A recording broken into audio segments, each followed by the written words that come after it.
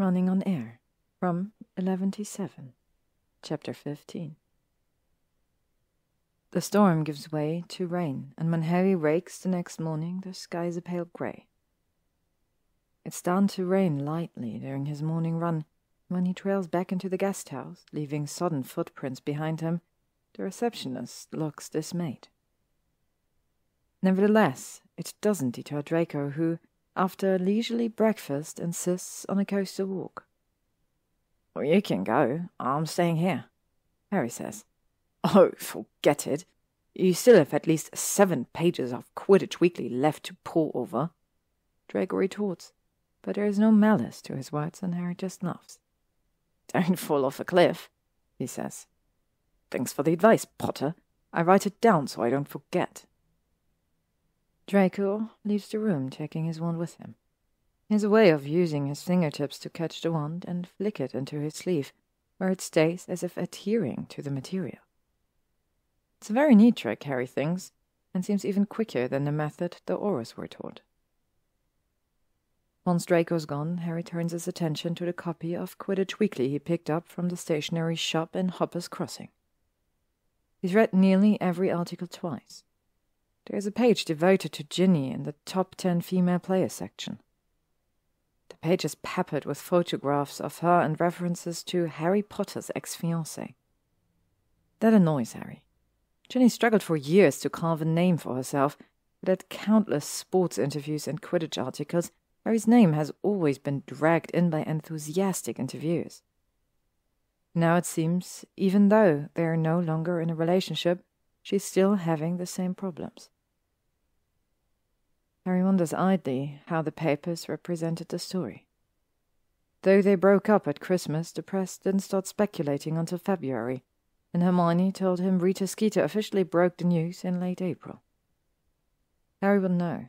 He doesn't read the paper, relying instead on Ron and Hermione to keep him updated on the happenings in the wizarding world.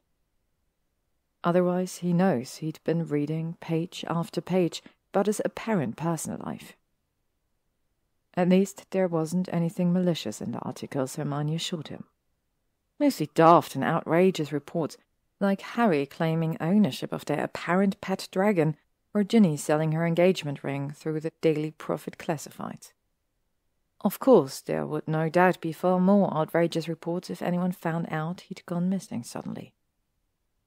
He's always shied away from the media, and he is notoriously difficult to pin to paper. Hermione and Ron will cover for him, but his work colleagues will no doubt notice his unexplained absence and whisper among themselves. And soon the whispering will reach the ever-alert antennae of Rita Skeeter. Harry doesn't even think about Draco going to the papers. Draco wouldn't do that. He doesn't know why, but he just knows that Draco wouldn't do it. When they go back. When they go back. Harry sits on the edge of Draco's bed. It's a sentence he's trying to avoid thinking about. When we go back. It seems strange to imagine. Of course his friends will be desperately worried, and he'll have to visit them at once.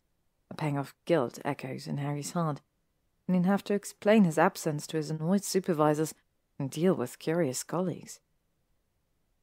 But then he thinks of the apartment, the concrete box in the sky, with its dusty countertops and empty rooms, the silence that weighs heavy on his sleepless nights. Harry stands up suddenly and reaches for the Renault keycard, as if it's a life raft. By the time Draco returns in the afternoon, Harry's gone for a drive, returned and settled down with flowers for Algernon. "Just remember, they are only words. They can't hurt you," Draco says conversationally, dropping his wet jacket onto Harry's bed. Harry says distractedly, turning the page. Draco tries to engage Harry in a conversation a few more times, then gives up and disappears again to find lunch. He returns 3 hours later with a new book. "Went to a bookstore," Draco says, noticing Harry's inquisitive look. "Seeing as you stole my only book." "I was right," Harry says mournfully, pouring himself a glass of Glenmorangie. "It was depressing." He eyes Draco's new book. Is that one depressing too? I don't know, I haven't read it yet. What's it about? An ivory merchant goes to Africa for a lovely little holiday, Draco says lightly. Harry gives him a look. And becomes disillusioned with imperialism after witnessing the cruelty and corruption of the greedy European colonialists, eventually becoming terrified of the darkness and the challenge to his world order that it represents. Harry groans. Oh, I knew it was depressing. Do you read anything that doesn't cause an existential crisis? I read a brochure yesterday. Was it about life not having any intrinsic value? Very funny, Potter. Draco turns away, but the corner of his mouth is already curling upwards. Harry laughs.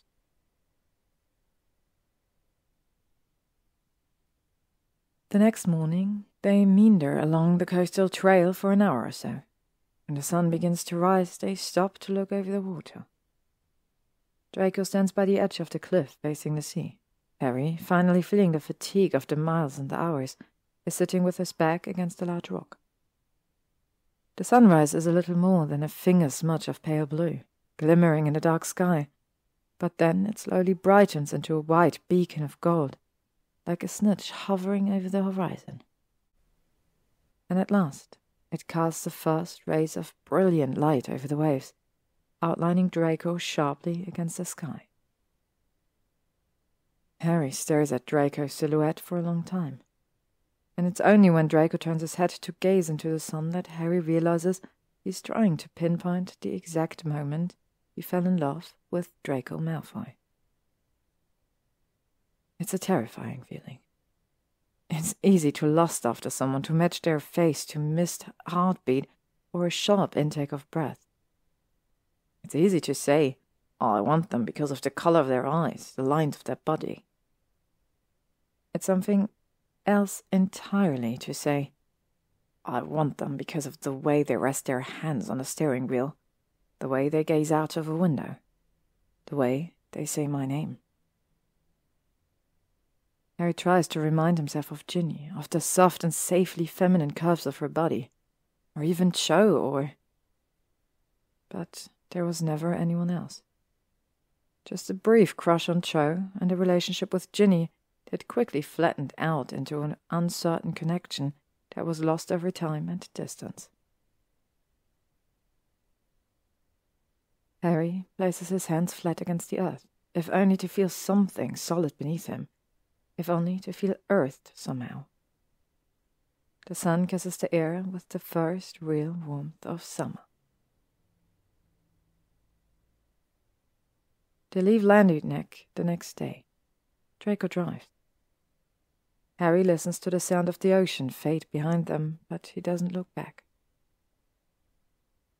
The road goes on and on. The sandy cliffs give way to flat woodland, the trees are lush green under the bright sunlight, and the small parishes flash past.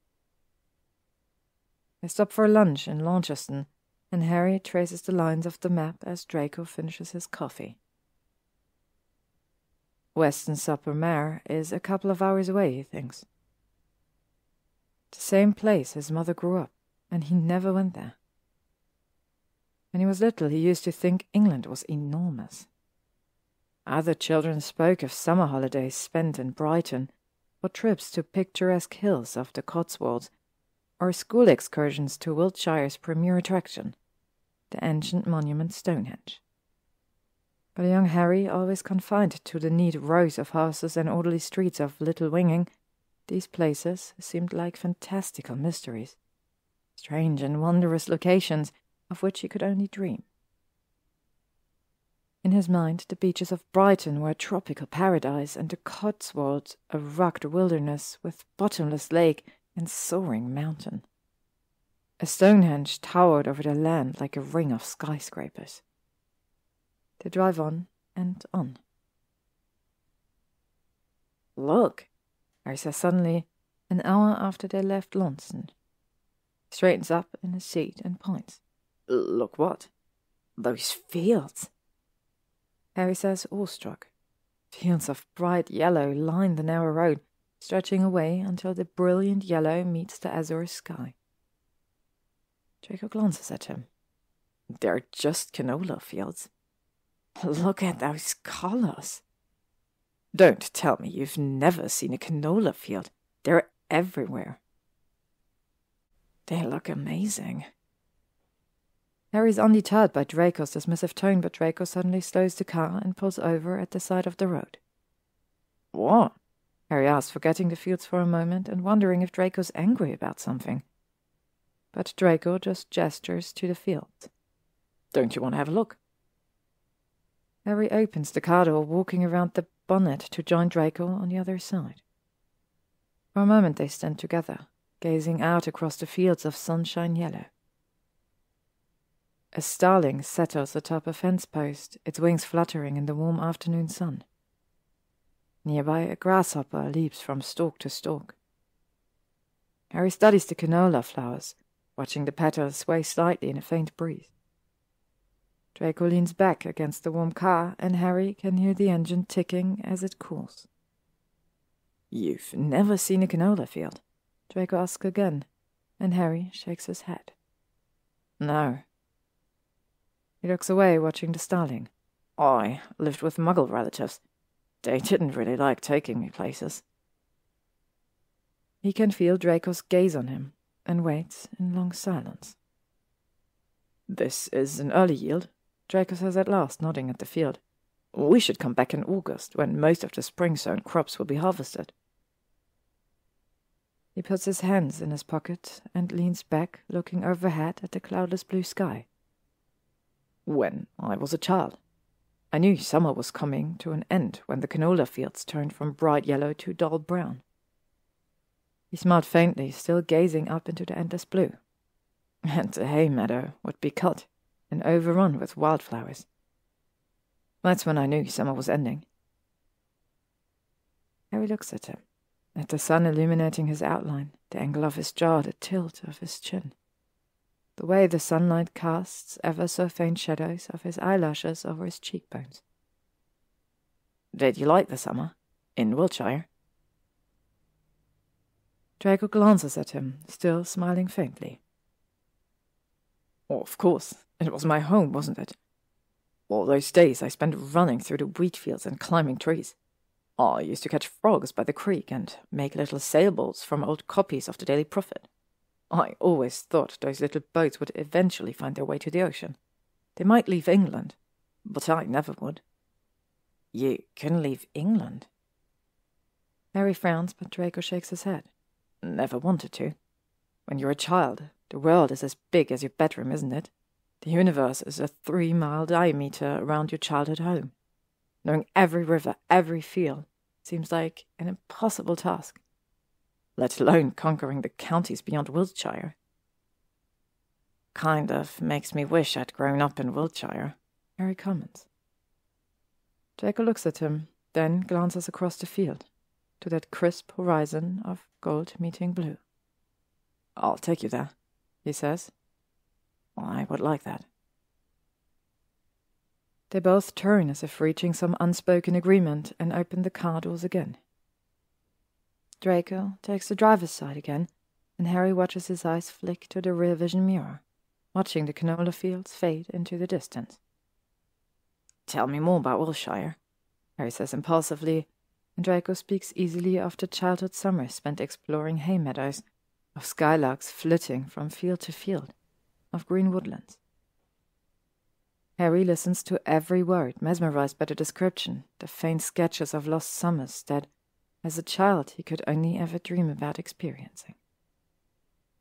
In his mind's eyes, he sees that the scenes unravel. Draco as a young child, carefully folding boats from newspapers and sending them downstream. Playing in fields of wheat, swishing his stick as he orders imaginary soldiers about. Watching the combine harvesters churn through the canola fields, lopping the bright yellow flowers and leaving rows of broken stalks. But he realizes he always pictures Draco alone. Of course, he has no brothers or sisters, and Lucius seems a distant, largely absent father figure. No friends either, Harry realizes. Certainly Draco would not have made friends with the local Muggle children. "It must have been lonely," Harry says suddenly. He hadn't meant to say the last thought aloud, but he had. The old Draco would have darkened with anger, he thinks, or sputtered with indignation, immediately retorting that he had loads of friends, thank you very much, and a very expensive house and house elves, and was never left wanting for anything. But Draco just exhales sharply, pushing the air between his teeth, and, without taking his gaze off the road, he says, "It was." They're both silent for a long time after that. The highway is a long straight line cutting across the land, never breaking, never winding, nor looping, and Harry watches the shadows lengthen as the afternoon fades into dusk. They never really saw each other alone, Harry realizes. Most of the time they were surrounded by people when they encountered each other in the halls of Hogwarts. In classrooms where their friends stood behind them, stony-faced like rows of soldiers. He can count on one hand the number of times they encountered each other completely alone. He thinks of Draco facing Dumbledore, his one shaking an expression of desperation in his face. His face, gaunt and petrified, in the visions Harry saw through Voldemort. Staring at that same face, tracked with tears reflected in the mirror of Hogwarts' bathroom. "No one can help me," he had said. Always alone. "Do you think we could have ever been friends at Hogwarts?" Harry asks impulsively. "No," Draco says at once, and hurt blossoms like a bruise in Harry's heart. Draco glances in the rear vision mirror before he changes lanes, overtaking a slow car. When he speaks next, his voice is softer. "For that to happen, we'd have to reverse 8 years of assumptions and change our beliefs, our values." Draco shakes his head. "Impossible." "Not impossible." "Ever the annoying optimist?" Draco says wryly. "You changed," Harry retorts. "Don't lie, I know you did. You started off openly bragging about being Voldemort's servant." He notes Draco still winces at the name. "And being proud of following orders. 2 years later, completely different story. You hated being a Death Eater. You were ashamed of the orders you followed." "I didn't hate it," Draco snaps. Harry falls silent after that. He doesn't know how to respond without an argument boiling to the surface. Draco drives on. Evening has long since melted into night, and the headlights flash past on the opposite lane. Harry watches the monotonous patterns of light flick across the asphalt. Draco inhales slowly, then exhales. "I hated it," he says. A pause, then he repeats himself. "I hated it. I hated it. I hated him, and I hated Aunt Bellatrix and the Carrows and Roll and all the rest of them. Every last one. I couldn't stand speaking to my own father, and I was afraid of Greyback, and even more afraid of Nagini. Every moment I hated it." Draco starts to laugh. "I hated it," he repeats one last time, still laughing. And Harry looks at him with concern.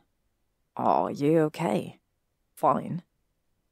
"You're laughing," Harry points out, uncertain. "Was there a joke?" "No." Draco shakes his head, smiling. "Just, ever keep a secret so long. Those words you think in your head over and over, but you'll never speak them aloud, and—" He breaks off, then shakes his head again, but Harry understands. The highway unravels before them, mesmerizing in its unbroken lines, the headlights cutting through the night like an unguarded truth. Harry wakes up. He vaguely remembers falling asleep, forehead resting against the cool glass, watching the inky darkness on each side of the highway. Every now and then, a car would flash past. The car is parked. He blinks and looks around. They're in the middle of nowhere, it seems. Darkness stretches away in every direction. Harry fumbles with his seatbelt, unbuckling it before reaching for the handle of the car door. Draco is standing a little distance away, staring out across the dark fields. He turns and looks at Harry for a moment, and for a moment Harry is transported across space and time. Back to the wild winter winds of the Cornish coast, standing on a cliff at midnight. For a long moment Harry can't look away from Draco's clear grey eyes. "Why'd we stop?" Harry asks at last, shaking away the memories. Draco turns away again. "We are here." "Where?" "Wiltshire." He points. "This is where I used to play as a child." "Right here." Draco nods. "These exact fields." Harry steps closer to the field, his shoes crunching over gravel before he steps onto soft grass. "These fields," he repeats, slowly reaching out and brushing a hand over tall canola flowers. Still green and young, they haven't yet reached the brightness of Cornwall's canola fields. Harry stares intensely across the field, his eyes narrowed with focus. As though, if he looks hard enough, he might see the ghost of a young Draco racing between the canola blends. Harry grins and takes a step forward. "Where are you going?" Draco asks, sounding slightly startled. "Away from you," Harry says and takes off. It's one thing he and Draco have in common: a lonely childhood. The only time Harry ever got close to playing games like tag was when he found himself running for his life as a jeering Dudley waddled after him, or Aunt Marge's bulldog snapped at his heels. It's a very different experience to be racing through a field, the night sky clear and crisp above him, listening to the sound of light footsteps behind him. Draco's voice cuts across the field. "You're insane, Potter. Are you seriously playing games?" "We're playing games, you mean?" He calls over his shoulder. "You're chasing me, after all." "I am not chasing you. Get back here." "Make me." Harry laughs and picks up speed. Behind him, the footsteps quicken. Harry takes a sharp left, feeling the thin stalks of the canola plants feathered through his fingers. He zigzags his way across the field, running faster and faster until all he can hear is the blood thumping in his ears, the effort of breathing in his throat, and then he pauses. He can't hear footsteps behind him anymore. Harry turns around. The field seems empty, the canola plants swaying gently in the night air. He frowns, his brow creasing, and drops his hand to his side, his fingers slowly uncurling. The silent night gives nothing away. Not the slightest footsteps, nor the faintest draw of breath. Harry takes a step backwards. Someone grabs him. He shouts and nearly jumps out of his skin. Behind him, Draco starts laughing, his arms still around Harry. "You shrieked!" Draco manages between fits of laughter, his voice unnervingly close to Harry's ear. Harry reddens. I did not. I shouted, that's all. You startled me," he adds accusingly. "You shrieked, admitted. For a moment I thought I'd grabbed a story. Oh, very funny. Hey, where are you going?" Harry asks as Draco drops his arms and turns poised to flee. "Catch me." Draco's bolting away, quick as a fox, racing through the field again, and Harry starts running.